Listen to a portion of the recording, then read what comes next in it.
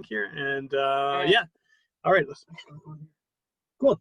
Okay, welcome to Witchpolice Radio. Once again, on the Zoom machine, which is kind of the way of the future at this point. I almost don't need to keep saying it every week because this is how the world is right now. But I'm talking to someone who hasn't been on the show in a while. I was trying to think back to when you were last on, and it's got to be a few It was years like ago at this 3 point. years. It was about 3 years ago that I released my last record. So. Yeah. It's been a while, and I think that if memory serves, we hung out at Robin's Donuts, which is now defunct. That Robin's Donuts is gone, and that's the third Robin's that I've shut down. Like I used to go to Robin's all the time for doing these episodes, and they keep closing, and that was one of the three that's like just completely gone now. Oh, so man.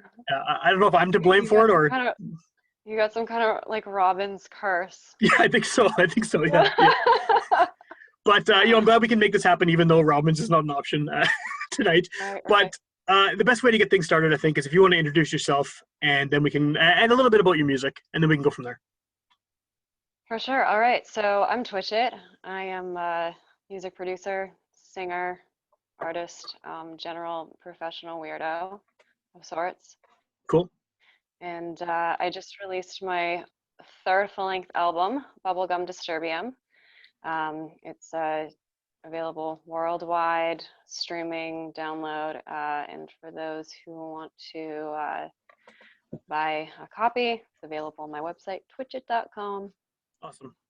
And when did that come out? Like, that's very, very recently it came out, right? Just within a few weeks now? Yeah. I just released it at the end of August, so it's been out for just over a month. Cool. Well, I was listening to it today, and in contrast to your previous release, I mean, there's definitely similarities. They're both, I guess, synthpop is probably the best way to describe them. But the other one was a lot darker, and this one, for lack of a better word, it's cosmic. It just seems like it's just like gone so far out in like a really good way too. Like I really like it, and it just seems so much more just kind of like you blasted off into outer space and added a bunch of color and a bunch of crazy sounds, and it just seems so much more just kind of I guess like cosmic. That's really the best way I can describe it. So what happened? I guess that is exactly what happened. That's exactly what happened. I went to outer space, and then I wrote a record, and here I am. Right. Well, you can tell it has that like space dust on it. Yeah. But I mean, obviously it's a change. I mean, you sound like you, and there's definitely similarities from album to album. But what kind of inspired this one? Because it is very different, and I like it. I like it better for sure. I like the direction that you've taken with this. Awesome. So what kind of inspired that? Because it's definitely more. Well, absolutely it is. My creative process changed a lot.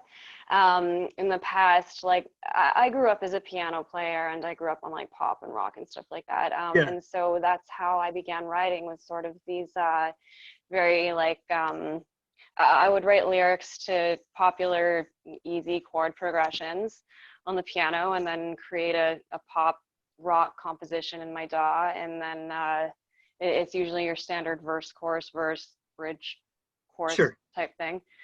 Wait, did I say that right? Verse, chorus, verse, chorus, bridge, chorus.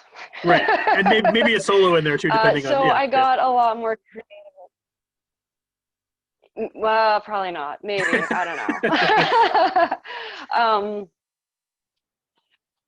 I got a lot more creative with the arrangements in this album, and I wrote a lot of stuff on the go, sort of whenever I got a surge of inspiration. And with this album as well, this is when I had started doing music as a full-time thing. So I had the liberty of doing that, whereas the last album I was in school and working 9-to-5 jobs and stuff like that. So, I mean, naturally my brain adapted, and thereby my creative output as well. So I also went on tour this past winter, and I was all over the Southwest USA and Western Canada, and you're interacting with different types of people, and so I'm getting sort of inspiration from like a more diverse array of sources. Okay, that makes sense, yeah. So was this kind of the direction that you feel it was always headed, or did this sort of surprise you too as the creator of this stuff? No, I don't ever really like have like I don't predetermine where it's going. I just kind of like, it just happens as it happens. Okay. And I mean that's always been my process for sure.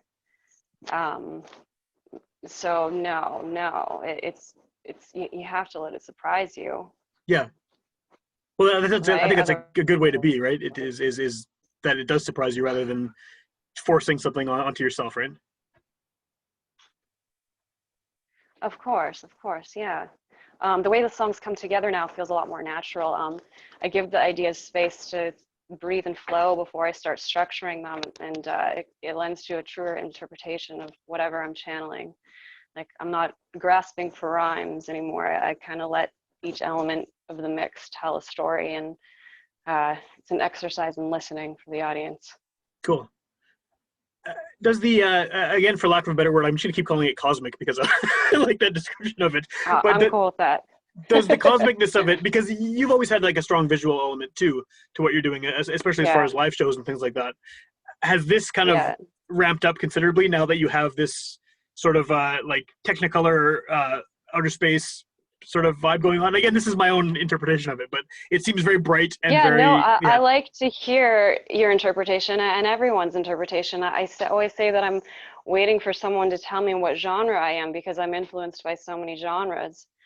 And the past, since I was working on this album, I moved in with my partner who's a visual artist, Okay. and I can probably attribute a lot of the color Sure. Yeah. to his world.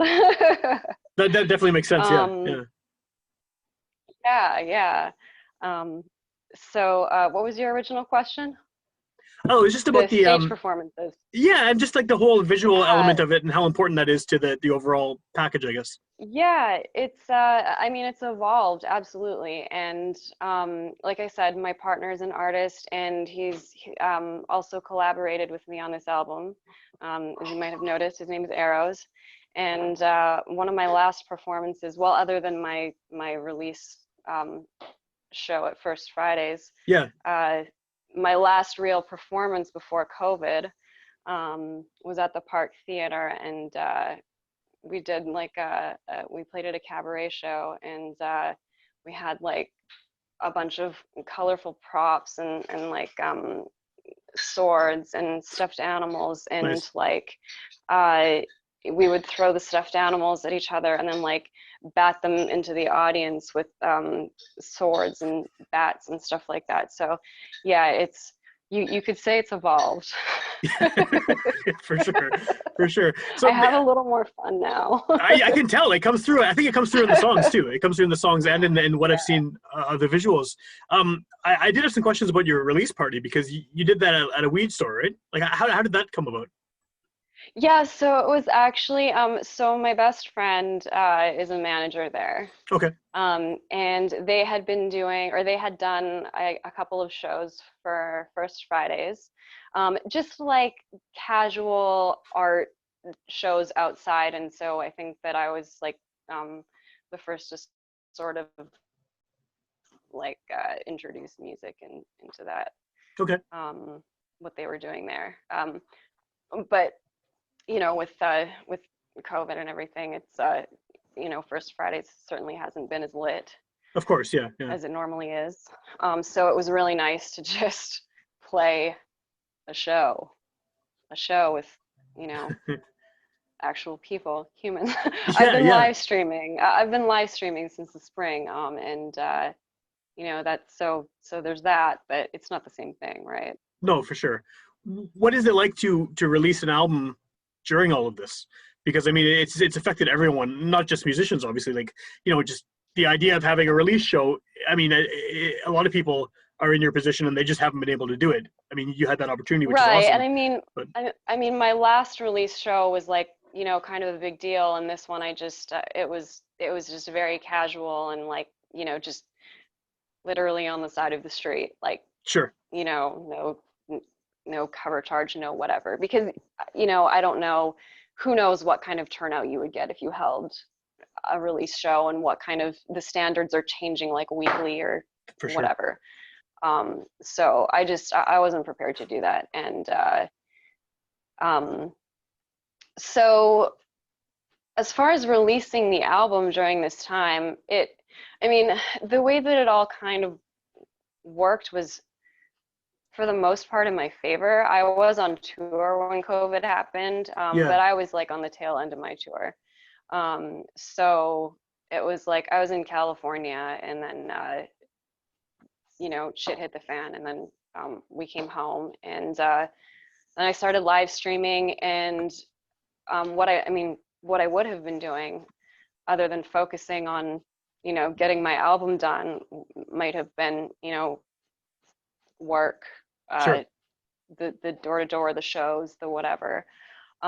So it like I say, it kind of worked out in my favor. It made me get my shit together, because what else are you gonna do in quarantine? You can't do You know, anything. work on your shit. Yeah. So Sorry, go ahead. no, that was the end of my sentence. Okay, never sure. Sometimes with Zoom, you get these like pauses, and you're not sure if someone's actually has more to say or not. But have you found this period of quarantine, of COVID, to be productive as far as creativity?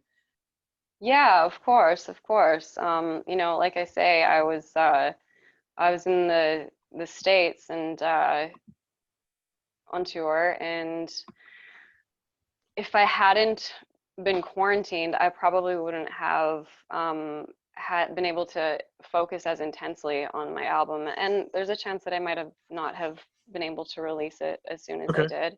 Okay. So I mean, I don't know really for sure, who's to say, but Yeah. you know, I definitely used that time to focus on my work. So Yeah, well, I mean, I think that from what I've been doing 2 episodes a week, sort of online like this since this started, and so it's quite a lot of content over the pandemic.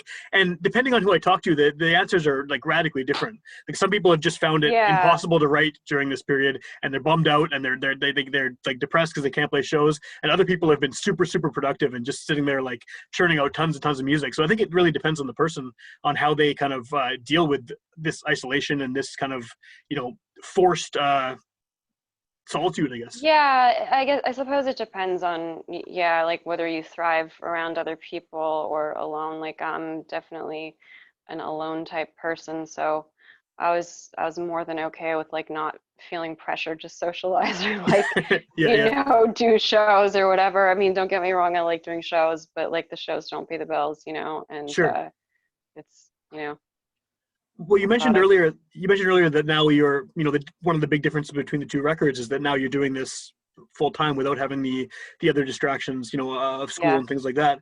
So what kind of blow has this been for you in terms of, like you were touring, you have a new album. What has this done for you, as a working musician? Well, I started live streaming. So I live stream on an app called Bigo Live. It's popular in Asia. Okay. And is just starting to kind of gain popularity in the United States and Canada. And so that's my paycheck, is live streaming every day. Every day.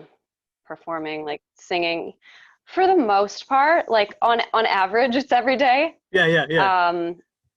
Wow, that's a lot of live streaming. Small increments of time. It is. So it's given me the chance to build my following on a different platform, and connect with other musicians and other performers and entertainers. And so that's been taking up a lot of my time, and it's given me the opportunity to grow as a performer in a time where like nobody's doing shows. No one's performing. So. Yeah. Yeah. That's I mean, a lot of people have been live streaming, but not every day. That's a lot of work. Have you what has the reaction been? I mean, are you finding the audience out there that maybe would have had no idea you existed kind of before this, or is it a lot of the same sort of people you were already playing to? Well, I'm always surprised at who my audience is. So like, I mean, but I have met a lot of creative people that I may not have met otherwise. Okay. Prior to COVID, I was selling my music door to door, actually. Yeah, I think I saw something on social media So about that. That's awesome. yeah. um, so yeah, so that was how I was sustaining myself as a full-time musician, and now it's through live streaming and Yeah. social media. So Well, you know what? yeah. Actually, now that you mentioned the door-to-door thing, I remember whenever you were doing this, someone posted online, someone I was friends with on social media, saying that someone had come to their door and sold them a CD, and they posted a picture of the CD, and I was like, "Oh, I've had her on my podcast. I know who this is." Yeah, it was me. Nobody does it. Oh, no one It's does it. Yeah, yeah. How did that go? Like, how what was the reaction to that from most people? Oh, there was mixed reactions. Yeah, I believe it. I believe it. Yeah. There was all of the reactions. Any reaction you can imagine, I got it. Sure. Sure. Yeah. But you did manage to sell some CDs, I'm assuming, right? Like enough to make it worthwhile. Yeah, it was a full-time job. That's awesome. Yeah, Yeah. I don't think I've heard of anyone else doing that. So you're a pioneer in that Right? department anyway. Yeah, it's cool. Um, Yeah. so one of the things that I've been kind of talking to a lot of people about, and this is, I think, partially my own little dream here, is the idea that because COVID has just wrecked the music industry so completely, I have this hope that, once all of this clears out, whenever it get back to some semblance of normal, there's going to be more opportunities, I'm hoping, for independent artists, DIY artists, weird artists, people doing things that are not necessarily mainstream, because everyone's been affected, right? Like the big bands can't tour Yeah. either. And so do Yeah. you think that there's an opportunity that might arise from this for someone like you who's doing something that's definitely left of center in terms of you know mainstream acceptance, to maybe get some opportunities, and then now that you've been, for example, developing your live stream thing and growing your audience in experimental ways? I think there's always an opportunity if your eyes are open to them. So I don't think that really it matters what happens or doesn't happen um, at the end of the pandemic Right. or the end of the world, perhaps. I Right, don't which could happen. Yeah, know. yeah, yeah, yeah, for sure. Yeah. That might happen before the end of the pandemic. We'll That might be see. the end of the pandemic. Yeah, yeah. That could be an opportunity for me as well. Like, Soundtrack for the end of the world. Yeah, yeah. no, that's actually the mantra for my next album. But Oh yeah. yeah, I'm serious. No, I believe you. I believe you. There's an audience for that too. I think. I mean, people are legitimately worried about that happening, right? So it's not. Yeah, yeah. I mean, they're always worried about that happening. It's true. Yeah, But forever. Yeah. like, um, I don't know. I don't know what sort of. I have like ideas of what might happen if Yeah. things went one way or another. But like, I don't know. You know, whatever happens happens, and like if you're in the right mindset, then you can capture the things that are for your best purpose or whatever. Right. Right. Like, Regardless of what's going on around you. Yeah. Yeah. yeah, it's just fucking relax and like Yeah. you Just know, relax and get cosmic. Yeah. yeah, to get use cosmic. to use that word again. Yeah. Yeah. So I don't want to go off too much on the pandemic, but because it's on like top of everyone's minds, once this, assuming things get back to some form of normalcy soonish, what's your plan then? Are you hoping to go back out on tour as soon as you can once it's safe to do so, or what do you want to do? No, not necessarily. It depends on other elements of my life and Sure. my creative process, and like I'm not planning too far in advance right now because there's really just no point, Yeah, that's true. That's true. you know. Yeah. Um, so, when the time comes to plan, we shall plan. Yeah. Yeah. Fair enough. Fair enough. Till Yeah. then, we shall talk to our friends on the internet. Right. Right. And that's the only way we shall talk to our friends. Yeah. Yeah. Yeah. Have you, I mean, over the time between the previous album and this one, have you sort of had a better idea of finding out sort of where you fit within the local music scene here, or are you just No, an outlier who just fits where you fit? no, I just can't figure that out. No, I don't know. I don't know where I fit in. Like I say, I'm inspired by so many genres. Yeah. Like I was in a metal band, and so I was doing shows with that scene. Even when I transitioned to a solo pop artist, I was still doing shows in that scene. Okay. And then, you know, rock shows, and I was doing lots of shows in the burlesque scene. And to be fair, there's like there's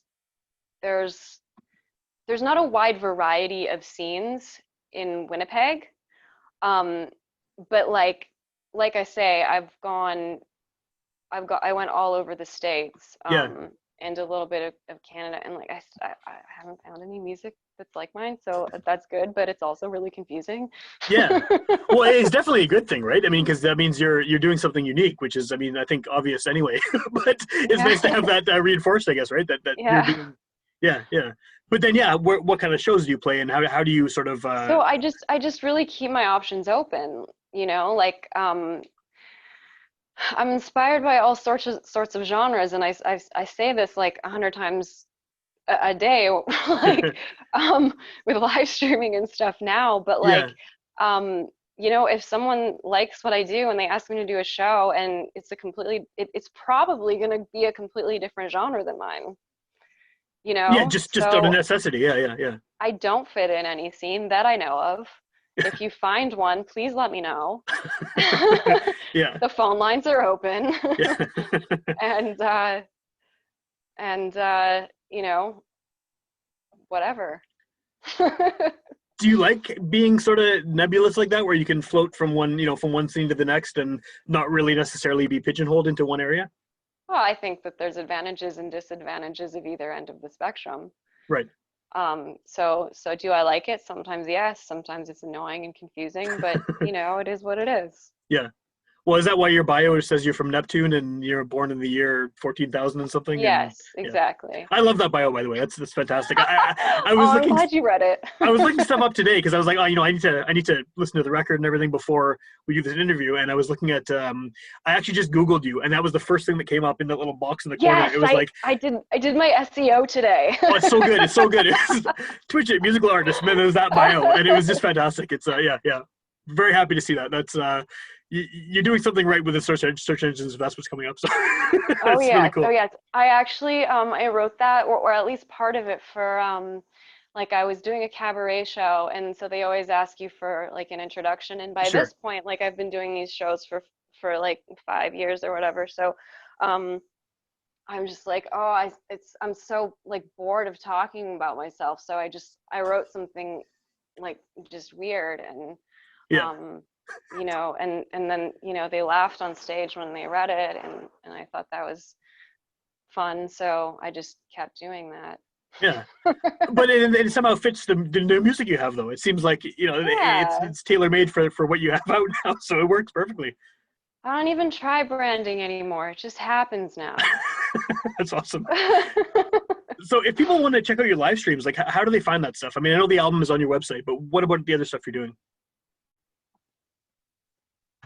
Yeah, so I live stream on an app called Be Alive, Right. and it's available on like mobile devices, and it's my user ID is just my name, Twitchitt. Okay. And I stream at random times throughout the day, and I really can't tell you when you can catch me because I haven't made a consistent show time as of yet. I'm, you know, still feeling it out, and sometimes I don't feel like sticking to a schedule, and Sure. so I just don't. But There's no I rules mean, I'm anymore. on all the time. Exactly. I'm on almost every day. So, you know, if I'm doing something, like if I'm doing a show or a performance, I'll often post those on social media. Okay. So, Do you save all that stuff? Like, are you recording all of those performances you're doing during this time? no, not yet, anyways. Okay. I'm really just fucking around right now. Yeah, fair enough. When I'm no longer fucking around, then I will be in serious content production mode. Fair enough. Yeah. No, that's cool. So, if someone wants to check out the album, the website obviously is where it's streaming there. Where else can they get it? It's so it's on my website, twitchitt.com. They can also get it on you know, Spotify, Apple Music, YouTube, basically all of the sites. Okay. Okay. Wherever you can like stream or download music, I will be there. Cool. Do you have a preference? Like, is there one Yeah, that benefits you? my website, because Spotify doesn't pay me really, Anything? Yeah. and I mean, because I'm like, unless you're Taylor Swift, you're not getting paid by Spotify. Well, she's still getting like $300 for a million views or something. Yeah, so it's not really. Yeah. Exactly. Yeah. Yeah, and the same with Apple Music and all like those mainstream type ones. So I always tell people, like, if they want to check it out, go to those places. If you want to buy and support, the digital is available on my website, twitchitt.com. I'm Yeah. also like signing and personally mailing my CDs right now. I just got Awesome. them in. So if anyone wants a CD, they can just DM me on Instagram or Facebook or whatever, Awesome. and I'll mail them a CD. That's awesome. Yeah. As someone who still listens to CDs and has still refuses to figure out Spotify and all that stuff, I'll take one. I'll send you a message. All right. Yeah, Yes, I definitely would prefer yeah, a CD. me too. So yeah, that's awesome. Yeah, very cool. Very When I was doing my door-to-door stuff, it's funny because everyone who says that they still listen to CDs thinks that nobody else listens to CDs, but A lot of everybody people do. asks me for CDs. Yeah, People want something to hold in their hands. yeah, for sure. Especially if it's supporting a local artist too, right? I mean, if it's you're listening to, Exactly. someone who sold 11 billion records, like it doesn't matter, I guess. But yeah, if it's someone local who put the time and effort into actually putting out a physical product, you want to get that to at least have. Absolutely. I like to trade my CDs with other musicians too. That's cool. That's awesome. That's what people used to do, right? And I feel like that whole Yeah. era of doing that is gone. I used to do that too when I was in bands. We had tapes, and it would be Yeah. just, I will trade you like this tape and this thing for a shirt or whatever. Yeah, and it was great. Yeah. I still have all of that stuff I got from back then, and it's like prized possessions now, But yeah, now everything's digital and everything's disposable, and I'm glad you're doing CDs. It warms the heart. Yeah, it's nice to see people still doing that. It warms the heart. Yeah. But yeah, no, I'm glad you have the album out. Like I said, I really like it. I was not that I didn't like the previous one, but this is definitely up more my alley. There's a lot of Yeah. I think it's again like the color of it. I mean, sonically and visually and everything. It really I really dig it. It's cool, and it's like you said, it's hard to pin down what genre you are, but I don't know if that even matters. You have this cool record, Yeah. and you're still making music during the pandemic, and yeah. So My partner actually did my album cover as well. He does all of the art, and his name is Eric Stowe, okay, and he does musician album covers now. cool. So if anyone likes my album cover, Right. they want a pretty album cover of their very own, they know who to contact. Right on. Okay, awesome. Well, yeah, that's a good plug. I like the plug at the end there. You have to do that, right? I mean, it's a good way to get him business as well. Sell. Destroy. No, I'm just kidding. Okay, well, so if you want to sell one more time before we end this, where can they find the record? I mean, I know we just said it, but plug it one more time. Twitchitt.com. Awesome.